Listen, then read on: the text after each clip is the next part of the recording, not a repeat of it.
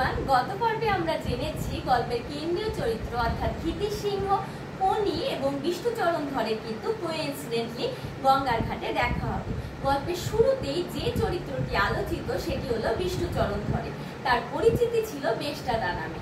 তিনি অত্যন্ত বনেদি বংশের ছেলে ছিলেন। তার 7টি বাড়ি ছিল, একটি অস্টিন গাড়ি ছিল, এছাড়া বড় বাজারে তার ঝাড়ন মশলার কারবার ছিল। তার শারীরিক ওজন ছিল প্রায় 3.5 মণ এবং তিনি মালিশ করানোর জন্য কিন্তু গঙ্গার ঘাটে এসেছিলেন। আর এখানেই ক্ষিতি সিংহর সাথে তার দেখা হবে।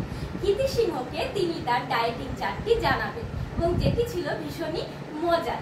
সেটি ছিল এরকম, যেখানে তিনি জানাবেন যে তিনি মাত্র 250 গ্রাম চালের ভাত খান, রাতে 12টি রুটি, জল খাবারে মাত্র 15টি লুচি খান, তার সাথে 300 গ্রাম ঘি খাওয়া তিনি একদম ছেড়েই দিয়েছেন, মাত্র 4 চামচ খান, আর বিকেলে মিষ্টির শরবত।